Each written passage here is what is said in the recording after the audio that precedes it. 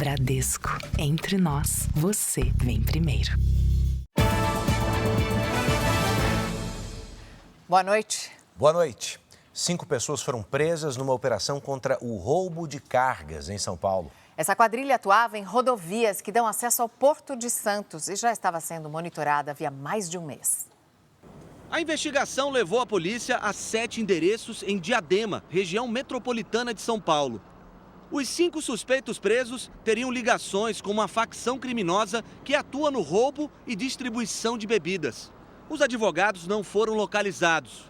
Diadema aqui passa Anchieta e imigrantes, né? Ponto de acesso, ponto de ida ou vinda de quem está vindo do porto. Então facilita muito a ação dos receptadores. A quadrilha passou a ser investigada depois de um roubo no mês de maio.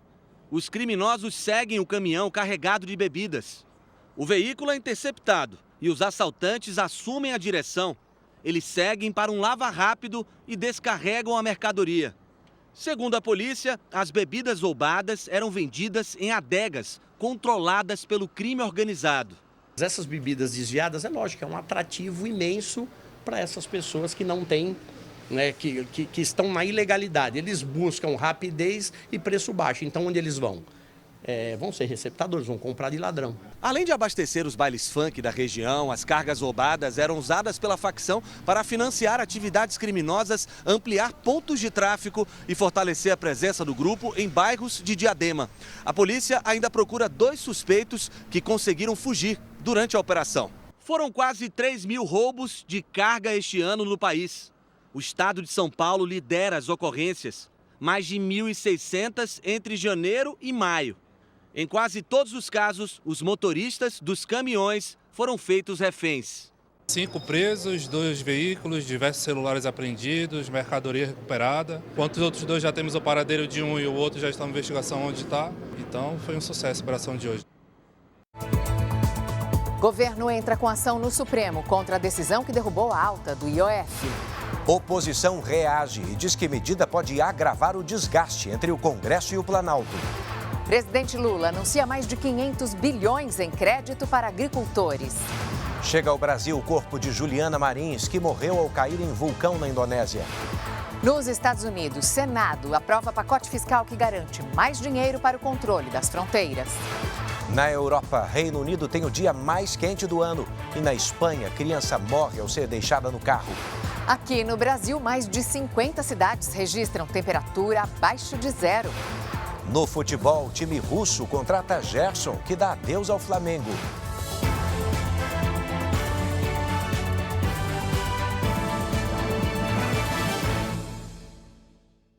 Oferecimento Bradesco, cartões de crédito com benefícios de estrela de cinema.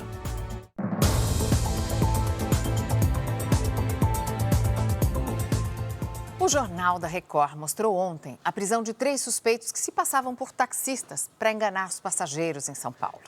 Conversei com gente hoje que está morrendo de medo disso. Também pudera, esse golpe é mais comum do que a gente imagina. Olha o que aconteceu com o cantor e compositor Luiz Airão. Foi vítima de um falso motorista que agia do mesmíssimo jeito. O artista perdeu quase R$8 mil. No fim de um show, Luiz Airão pegou um táxi para voltar para casa, como de costume. Só que dessa vez, quem dirigia o veículo era um falso taxista. E na hora de pagar com o cartão, o cantor foi enganado. A corrida era R$ 79. Numa fração de segundo, ele acrescentou mais 2 noves. Eu paguei R$ 7.999. É um crime parecido com o que cometiam 3 falsos taxistas presos ontem. Segundo a polícia, eles usavam carros com luminosos e taxímetros, mas com placas adulteradas e não aceitavam Pix nem pagamento por aproximação. Quando a vítima entregava o cartão original, eles gravavam a senha e devolviam outro cartão. Eles teriam desviado R$800 mil. A troca do cartão e a cobrança de valores mais altos são as fraudes mais comuns cometidas por falsos taxistas. Mas quando o passageiro pega um táxi ou um carro de aplicativo clandestinos, também está sujeito a outros crimes mais graves, como sequestro e extorsão. Aeroportos e rodoviárias costumam alertar os passageiros. Não corram riscos, só utilizem os táxis devidamente Para evitar golpes em carros de aplicativos, nunca aceite viagens fora da plataforma. Confira o modelo, a placa do carro e a foto do motorista. O Sindicato dos Taxistas orienta a pegar veículos nos pontos credenciados ou nas filas de grandes eventos. Espere o que está na fila, que você será bem atendido e chegar em casa de segurança e, principalmente, sem ser fraudado o seu dinheiro. Luiz Airão ainda usa os táxis quase todos os dias e elogia o serviço, mas ficou mais atento. Os taxistas de São Paulo são muito gentis, muito profissionais, dão duro 12 horas por dia. Esses caras são falsos taxistas. A dica que eu dou é a seguinte: fique esperto, porque os caras, os falsos taxistas, são espertíssimos. As férias escolares estão começando e é só olhar para o céu para ver como uma diversão de criança ainda representa perigo. Eu estou falando dos acidentes envolvendo fios cortantes de pipa, cada vez mais frequentes. No interior paulista, 2 pessoas tiveram ferimentos profundos. A brincadeira é perigosa e vai muito além de colocar a pipa para voar. A ideia dessas crianças de 9 a 11 anos é conseguir cortar a linha do brinquedo dos outros meninos. Quando dá certo, todos saem correndo. A mão cheia de cortes mostra que eles usam linhas cortantes. Você acha que pode machucar alguém? Pode. Você se preocupa com isso? Mais ou menos. Para empinar pipa, as crianças compram facilmente em lojinhas de bairro um carretel, a chamada linha chilena. Ela é proibida e é 4 vezes mais potente do que a tradicional linha com cerol. Olha só como é que pode ser cortante.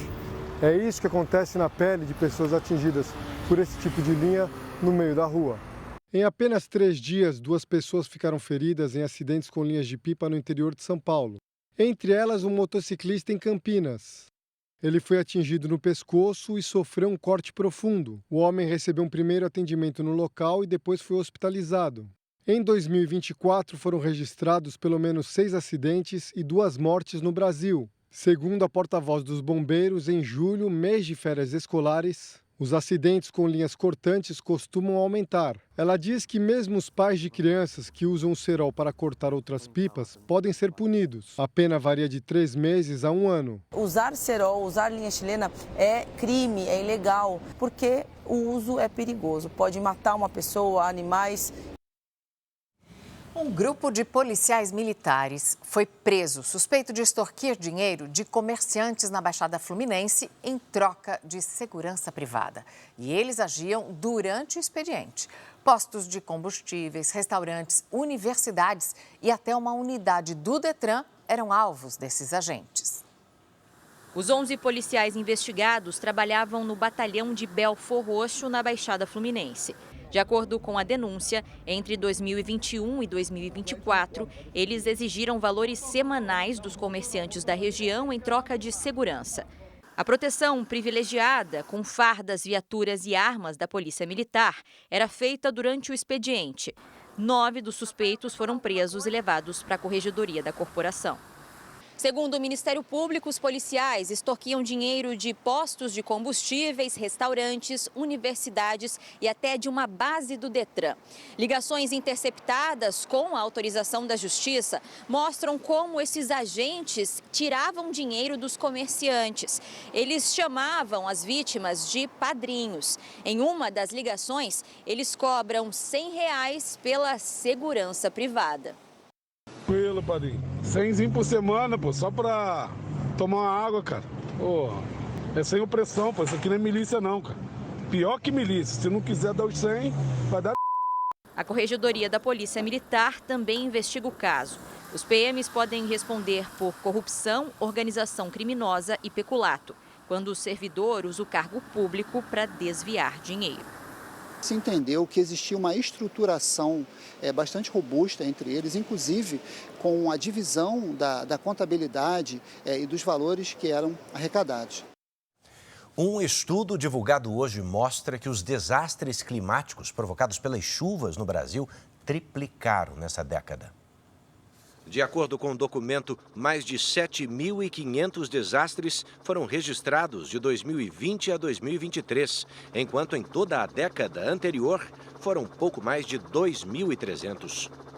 83% dos municípios brasileiros já foram atingidos por desastres climáticos relacionados às chuvas.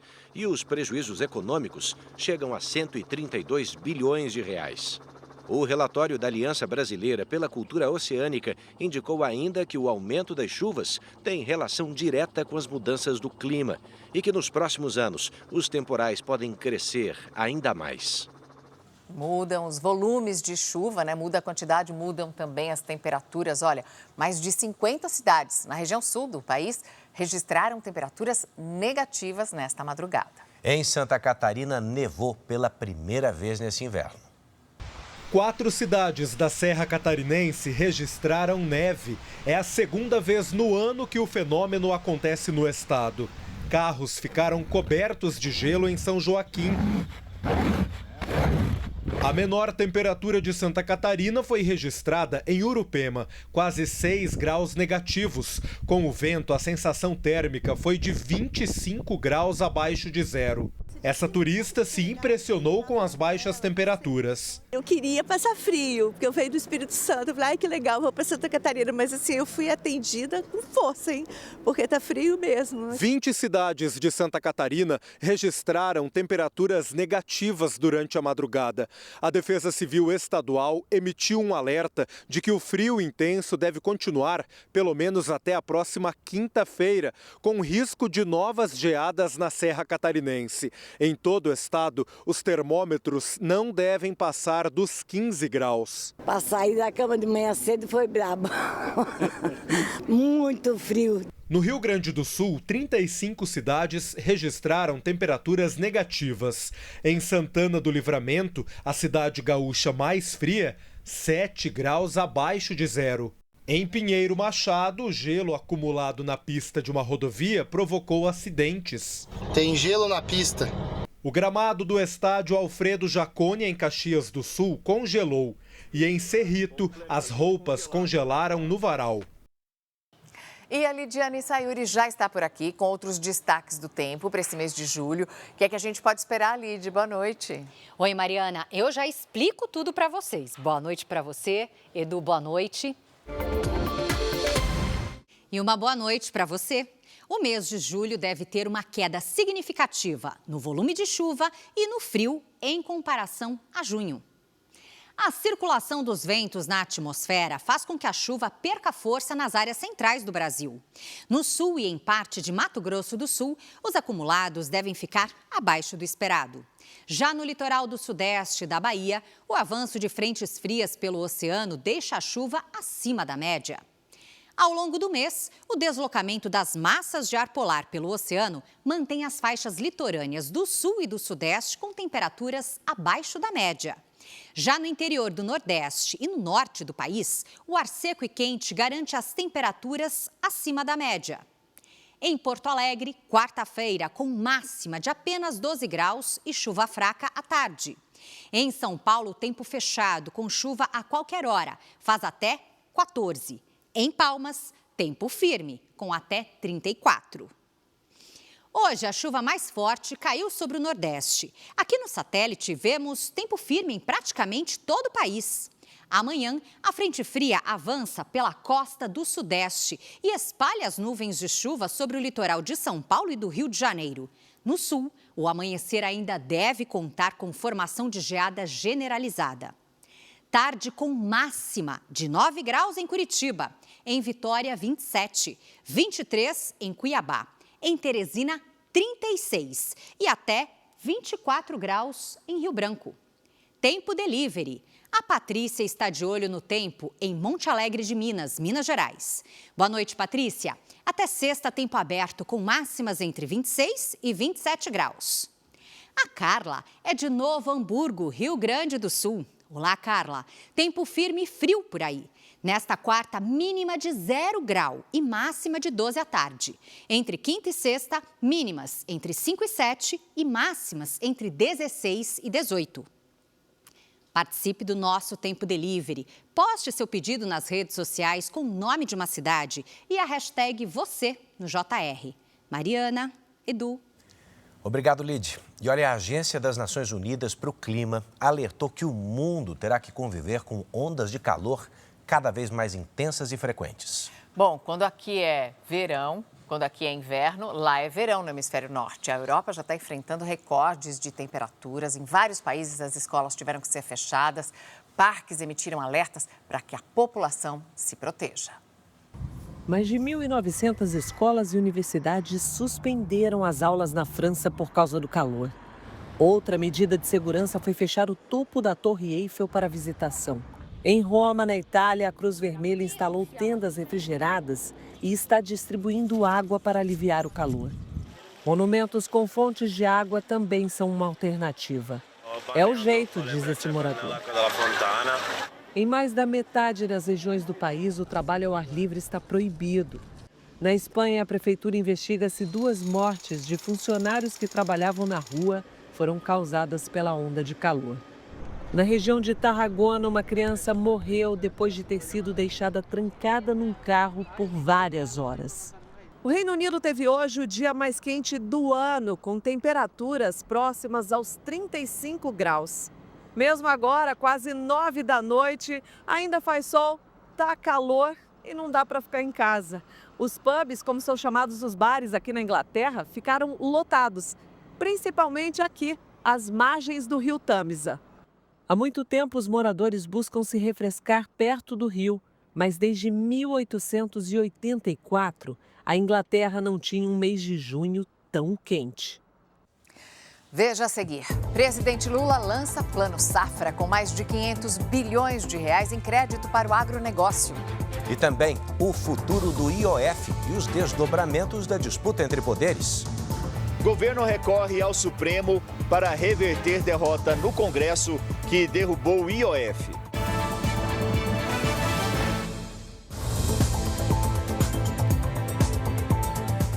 O Supremo Tribunal Federal vai decidir se a derrubada do decreto que aumentava o IOF foi legal. Assunto para Luiz Fara Monteiro, direto de Brasília. Boa noite, Fara. Mariana, esse embate entre o governo e o Congresso Nacional já era esperado, se tornou público e será via judiciário. Boa noite para você, para o Edu e para todos que acompanham essa edição do JR. A pedido do governo, a Advocacia Geral da União acionou o STF alegando que a decisão do Congresso viola a separação de poderes. O relator será o ministro Alexandre de Moraes. Na ação enviada ao Supremo, a Advocacia Geral da União defende que houve intervenção ilegítima no exercício das competências atribuídas ao Poder Executivo. Quando nós entendemos que há uma violação, há uma competência, há uma atribuição própria do chefe do Poder Executivo, nós temos o dever de alertar. Eu quero dizer que o presidente Lula, ele refletiu bastante. Essa é uma decisão madura, refletida e muito bem informada. A ação da AGU é a segunda sobre o tema no STF. O PSOL também acionou a Justiça contra a decisão do Congresso, que na semana passada derrubou o decreto que elevou o IOF. O relator das duas ações é o ministro Alexandre de Moraes. Hoje, o ministro da Fazenda, Fernando Haddad, afirmou que aguarda um contato do presidente da Câmara, Hugo Mota, para discutir o imposto. Eu fiz uma ligação, estou aguardando o retorno. Tem que ficar à vontade também, né? Não vou. O presidente Hugo Mota frequentou o Ministério da Fazenda como poucos parlamentares. É uma pessoa que é considerada amiga do Ministério da Fazenda. No Congresso, a decisão do governo é vista como um agravamento da crise entre o Executivo e o Legislativo. Parlamentares consideram a medida uma judicialização da política, o que pode afetar a tramitação de projetos importantes para o governo no parlamento. O governo perdeu no parlamento, perdeu na política e agora tenta vencer no tapetão. Isso é uma afronta, é uma declaração de guerra, não apenas contra o legislativo, mas contra o povo brasileiro. Não é enfrentamento, não é uma ação do governo para peitar o Congresso. Não é. É mais para preservar as atribuições privativas do Poder Executivo, conforme o parecer da AGU. E o governo anunciou o investimento de mais de 500 bilhões de reais para médios e grandes produtores rurais. Durante o evento, o presidente Lula voltou a defender o ministro da Fazenda, Fernando Haddad, e criticou o ex-presidente Jair Bolsonaro. O Plano Safra da Agricultura Empresarial terá mais de 516 bilhões de reais, 8 bilhões a mais do que no ano passado. O dinheiro poderá ser usado para financiar investimentos como a compra de máquinas e operações de custeio e comercialização. A taxa de juros e o prazo de pagamento serão definidos de acordo com o perfil de cada produtor rural. Durante a cerimônia, o presidente Lula defendeu o ministro da Fazenda, Fernando Haddad. Poucos países do mundo têm um ministro da Fazenda com a seriedade que o Haddad tem. Poucos países do mundo. Ninguém está querendo tirar nada de ninguém. Queremos apenas diminuir os privilégios de alguns para dar um pouco de direito para os outros. É só isso que nós queremos. Lula também criticou o ex-presidente Bolsonaro. Nunca vou pedir para vocês fazerem um pix para mim. Nunca. Guarda o seu dinheiro para pagar para os seus funcionários. Eu não quero pix. E jamais vou pedir anistia antes de ser condenado. Quem é frouxo não deveria fazer bobagem. Quem não tem coragem não deveria fazer bobagem. Depois da cerimônia, Lula sancionou a lei que incentiva o empreendedorismo entre pessoas com deficiência. O presidente Lula viajou para a Bahia, onde participa amanhã das celebrações pelos 202 anos de independência do estado. De lá, ele embarca para a Argentina, onde acontece a cúpula do Mercosul. Será a primeira visita de Lula ao país desde a posse de Javier Milei. Na volta, o presidente fará uma parada no Rio de Janeiro para participar da cúpula dos BRICS. Olha, o governo brasileiro enviou uma carta à revista britânica The Economist para responder às críticas feitas à política externa do presidente Lula. O documento foi assinado pelo ministro das Relações Exteriores, Mauro Vieira. O chanceler afirmou que o presidente Lula defende os 4 pilares essenciais à humanidade: democracia, sustentabilidade, paz e multilateralismo. E ainda destacou o papel do Brasil como presidente do G20 e que Lula é um coerente defensor do direito internacional e da resolução de disputas por meio da diplomacia. A resposta foi uma reação às críticas da revista à posição brasileira no conflito entre Israel e Irã. O artigo britânico disse que a linguagem agressiva colocou o Brasil em desacordo com todas as outras democracias ocidentais.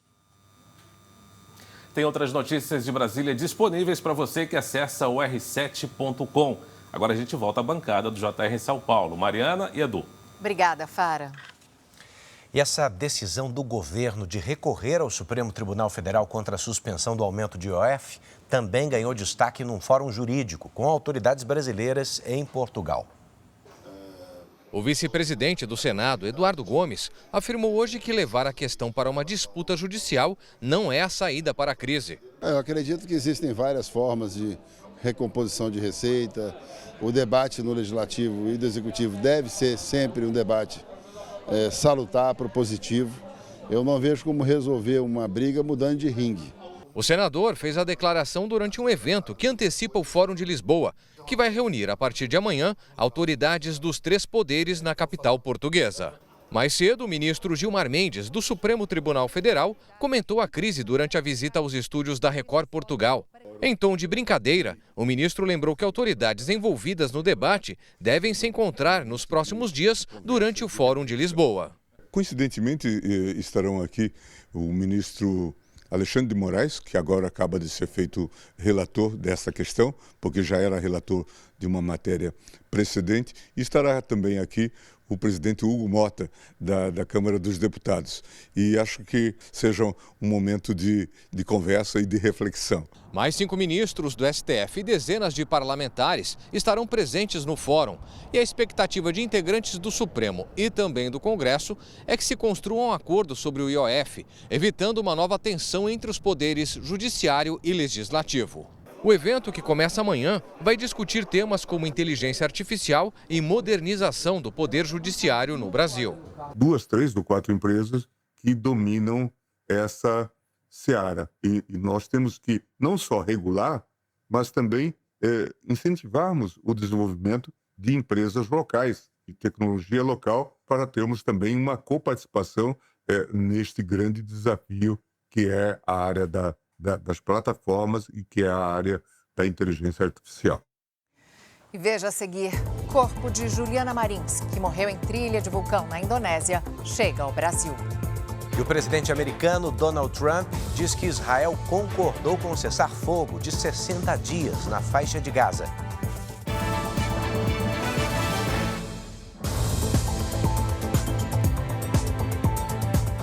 Estamos de volta para você saber que o corpo da publicitária Juliana Marins, que morreu naquele vulcão lá na Indonésia, chegou hoje ao Brasil.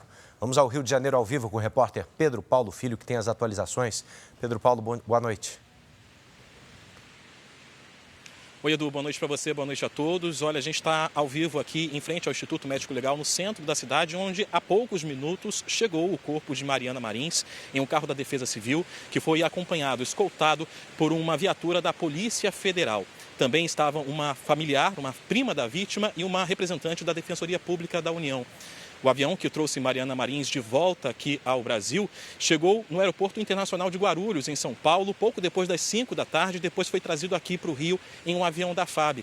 Aqui no IML, esse corpo vai passar por um novo exame de necrópsia para tentar entender o que teria e quando teria acontecido a morte. Isso porque o laudo emitido por autoridades da Indonésia disse que essa morte foi provocada por uma hemorragia interna, mas não identificou quando isso teria acontecido. Segundo a Polícia Civil, os exames feitos aqui amanhã deverão esclarecer essa dúvida. Edu, Mariana. Obrigada, Pedro Paulo.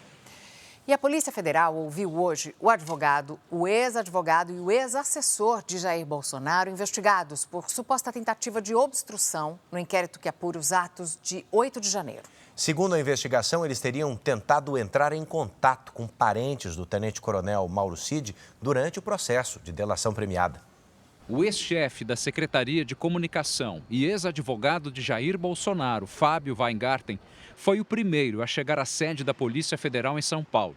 Em seguida, vieram os demais citados na investigação: Paulo Cunha Bueno, atual advogado de Bolsonaro, e Eduardo Kuntz, que defende o ex-assessor de Bolsonaro, Marcelo Câmara. O coronel Câmara está preso preventivamente em Brasília e também foi ouvido pela Polícia Federal.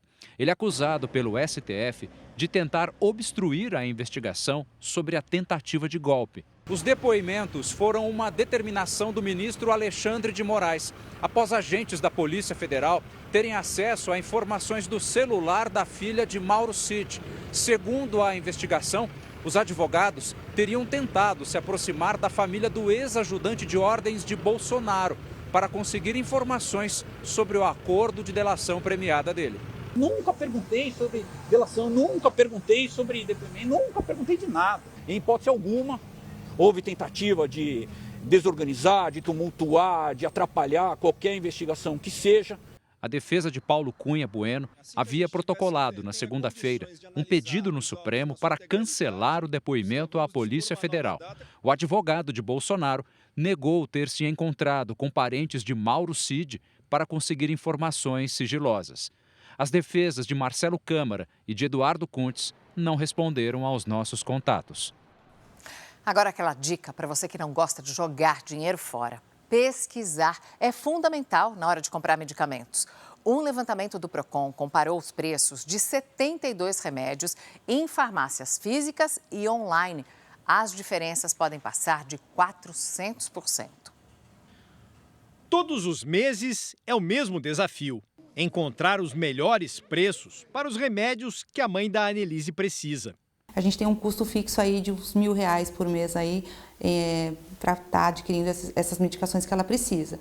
Para gastar menos, tem estratégia. Eu tenho os aplicativos das farmácias que eu já deixo no meu celular para fazer comparativo de preço, e também presencialmente eu costumo ir porque você consegue negociar às vezes no balcão com o atendente, mostrando o celular, o custo da internet, você negocia com a pessoa que está ali te vendendo. Será que dá para fazer uma boa economia na hora de comprar remédios? Um levantamento do Procon de São Paulo mostra que sim.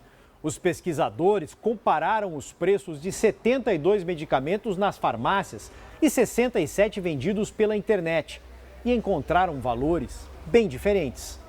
No antibiótico amoxicilina, a diferença foi de 235%. Na dipirona em gotas, 205%. O anti-inflamatório nimesulida, tem diferença de 450%. A Maria Helena sabe que é preciso comparar, ainda mais agora. A gente gasta muito, mais nessa época agora, né, do frio, né, que todo mundo começa a ficar gripado, com tosse, né, rinite ataca. Nos sites das farmácias, os remédios genéricos estavam, em média, quase 14% mais baratos do que nas lojas. E os medicamentos de referência, 3,7% mais em conta. Se você tem a facilidade, se você tem acesso à internet ou se alguém da sua família tem acesso à internet, é super importante você pesquisar os preços antes de gastar sola de sapato. Para gastar o mínimo possível, não é, seu Enio? A saúde começa pelo bolso. Numa sessão do Parlamento de Israel, um ex-refém falou sobre todo o período que passou nas mãos dos terroristas do Hamas. Hoje, o Exército fez novas operações na faixa de Gaza. Em 24 horas, foram atingidos 140 alvos do Hamas. Entre eles, depósitos de armas e este túnel de 3 quilômetros. As operações contra o grupo terrorista que controla a faixa de Gaza têm sido discutidas dentro e fora de Israel. Hoje, o presidente americano Donald Trump disse que precisa conversar sobre Gaza com o primeiro-ministro Benjamin Netanyahu. Os dois irão se encontrar semana que vem nos Estados Unidos. Um ex-refém do Hamas que foi libertado no começo do ano disse hoje que o grupo terrorista forçava os sequestrados a escolherem quem deveria morrer e quem deveria viver no cativeiro. Oad Benami contou que os terroristas obrigavam cada um a dizer por que não deveriam morrer, e essas sessões eram gravadas pelos sequestradores. Ele ainda afirmou que os reféns são torturados no cativeiro. Dos 50 que ainda estão na faixa de Gaza, acredita-se que metade ainda esteja viva. Agora à noite, 2 foguetes da faixa de Gaza e um míssil do Iêmen foram lançados em direção a Israel. Os ataques foram interceptados e não deixaram feridos. E atenção, porque agora há pouco, numa rede social, o presidente Donald Trump anunciou que representantes dos Estados Unidos e de Israel concordaram com um cessar-fogo de 2 meses na guerra contra o Hamas. Essa proposta ainda precisa de aprovação do grupo terrorista. Mudar de assunto, agora é hora de embarcar numa viagem pela história do homem que levou a fé cristã para o mundo. Esse é o nosso aquecimento, né, Mariana? Para a estreia da superprodução Paulo o Apóstolo, na próxima segunda, dia 7. No primeiro século, Paulo percorreu várias regiões do Império Romano para espalhar a palavra de Jesus. Uma das viagens mais surpreendentes foi na Grécia. Veja na reportagem de hoje, da série O Mundo de Paulo. Pela primeira vez, o cristianismo em solo europeu. Tudo indica que a primeira mulher na Europa foi batizada por Paulo, aqui nesse rio. Paulo viajou por todo o mundo conhecido da época em que viveu. As viagens missionárias levaram essa pregação do Messias para dentro do coração do Império Romano. E teve papel decisivo na formação da igreja do primeiro século. Onde ele ia, ele falava de Jesus, ele abria uma igreja, ele fazia discípulos.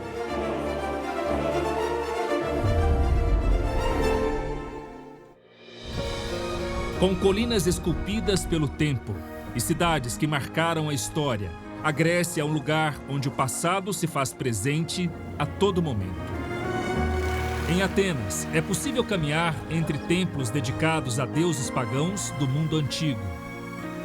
Essas cidades que Paulo visitou, como por exemplo Filipos, Tessalônica, Atenas, Corinto, eram pagãs, politeísmo, tinham muitos deuses imaginados. E foi nesse cenário que o apóstolo Paulo chegou pela primeira vez à Europa, por volta do ano 50 depois de Cristo.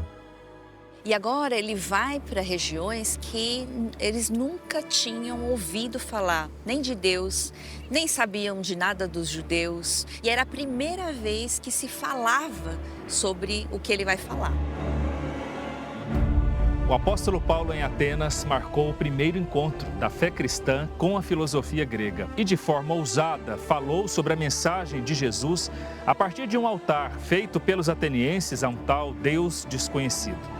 Em seu discurso, Paulo disse que aquele Deus a quem adoravam sem conhecer era o mesmo que ele anunciava em sua pregação.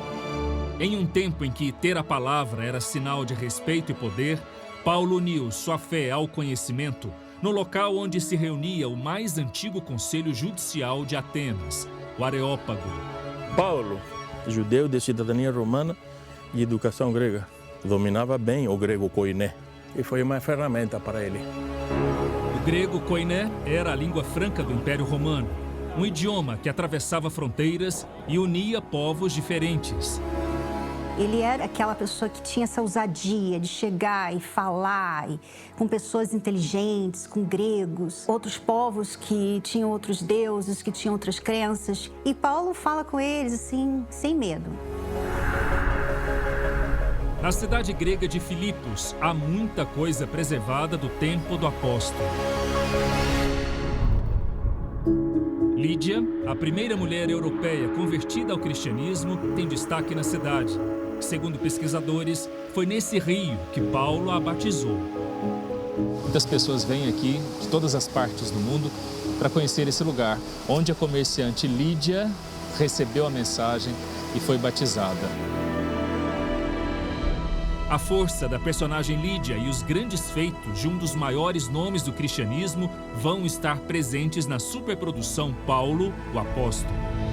Lídia é uma mulher muito à frente do tempo dela, porém ela tem uma fé muito ousada. Paulo orienta ela a algumas missões, ajudando nessa construção missionária do cristianismo. Ela já era uma mulher temente a Deus, chamando as amigas, vamos aqui, vamos orar, vamos falar com Deus. E isso já diz muito sobre essa mulher, que ela era diferente. Uma jornada missionária emocionante, mostrada de forma inédita. Eu peço permissão para prender qualquer um que falar em Jesus. E afinal, como o homem que perseguia cristãos se tornou o maior defensor da fé em Jesus? Uma jornada encantadora, repleta de emoções, com muita inspiração, que eu tenho certeza que vocês vão se inspirar também. Esse é o grande diferencial da história de Paulo, a capacidade que nós temos de nos transformar, né? Paulo, o Apóstolo, estreia dia 7 de julho, às 21h. Veja a seguir, queda de avião de pequeno porte mata 2 pessoas no interior de São Paulo. E no futebol, time russo paga multa milionária e contrata o meia Gerson do Flamengo.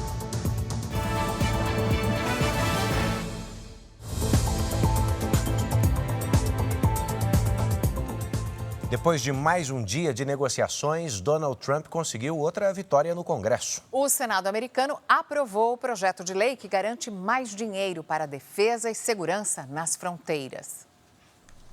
A votação foi apertada. 51 votos a favor e 50 contra o pacote fiscal dos republicanos.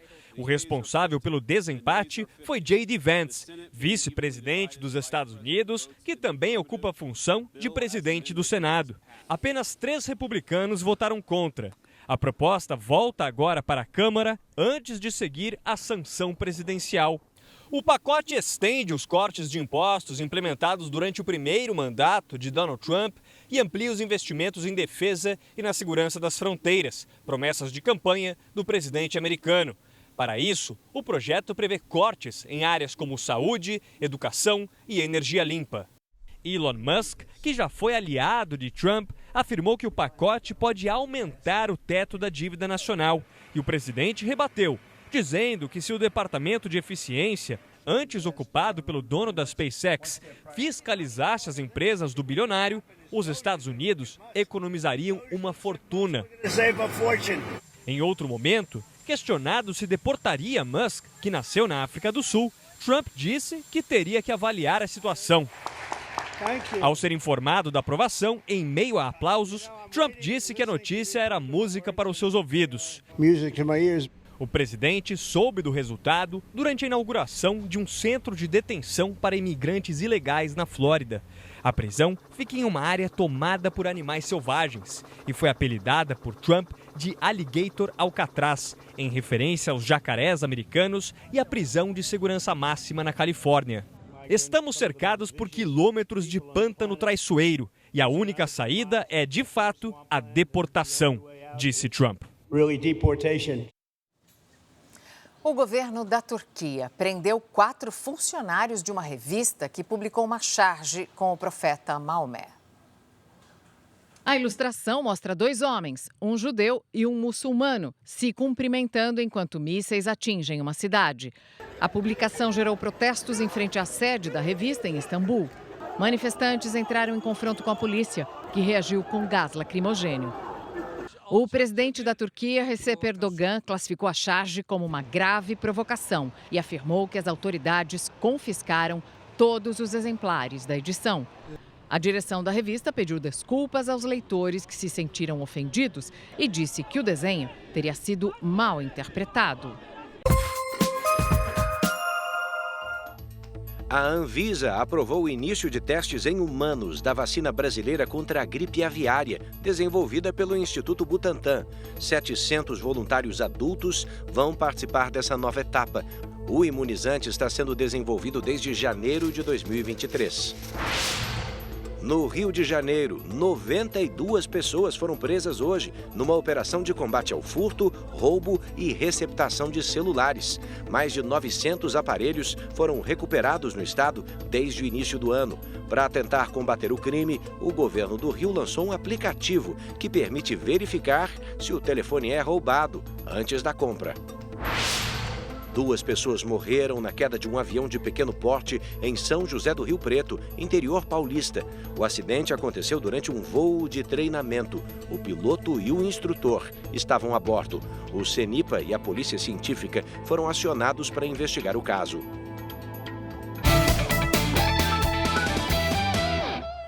Quase todos os confrontos das quartas de final do Mundial de Clubes estão definidos.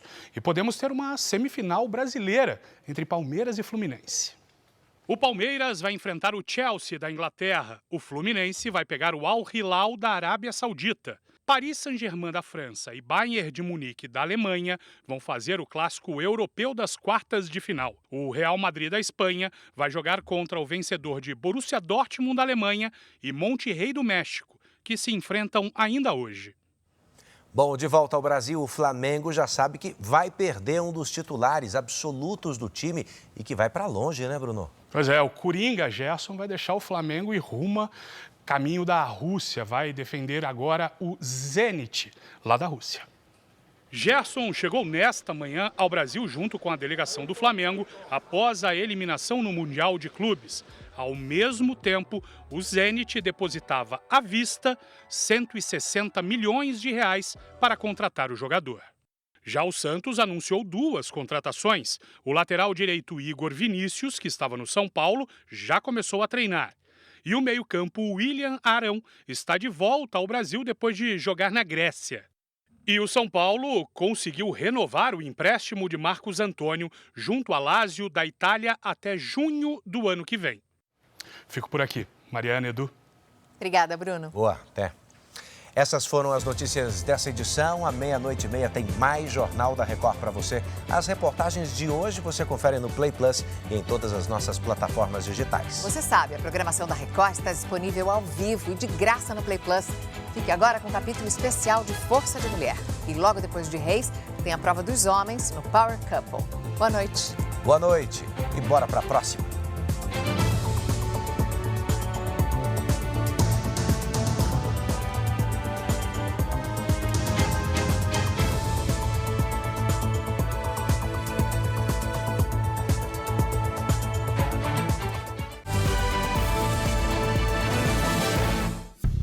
Bradesco, entre nós, você vem primeiro.